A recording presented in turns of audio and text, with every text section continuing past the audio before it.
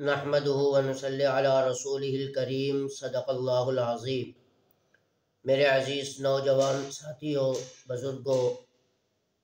بخاری شریف جو کہ صحاح ستہ کی مشہور و معروف کتاب ہے، اس کتاب کے حدیث نمبر 1460 میں جناب رسول اللہ صلی اللہ علیہ وسلم کا ارشاد گرامی نقل کیا گیا ہے۔ آپ سے نے فرمایا کہ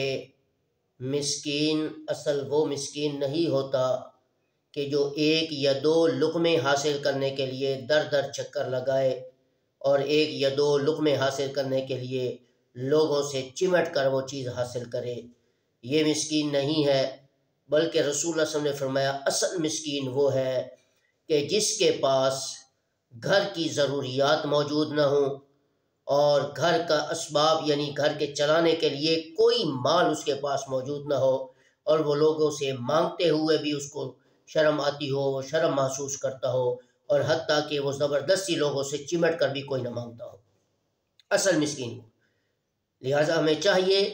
کہ رسول اللہ صلی اللہ علیہ وسلم نے فرمایا اس مسکین کو انسان کو چاہیے کہ وہ تلاش کرے اور ایسے مسکین کی مدد کرے جو لوگوں سے مانگتے ہوئے بھی شرم محسوس کرتا ہو اور اس کے پاس گھر کے ضروریات کی چلانے کے لیے کوئی چیز بھی مال اسباب موجود نہ ہو اور لوگوں سے چمٹ کر بھی نہ مانگتا ہو کہ کسی نے دے دیا تو اس پر صبر کر لیا، اور اگر اس کے پاس کوئی چیز موجود نہ ہو تو کسی سے مانگے نہ، لیکن ہو وہ مسکین۔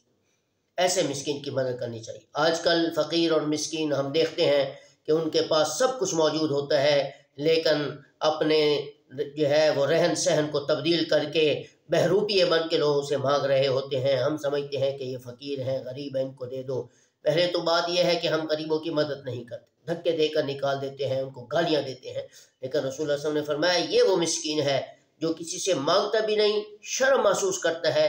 اور کسی سے چمٹ کر بھی نہ مانگتا ہو۔ اس مسکین کو تلاش کریں اور اس کی مدد کریں۔ جس نے ایسے مسکین کی مدد کی، میں محمد الرسول اللہ صلی اللہ علیہ وسلم اس کی ضمانت دیتا ہوں کہ وہ فقیر اور مسکین کی مدد کرنے والا سیدھا جنت میں جائے گا۔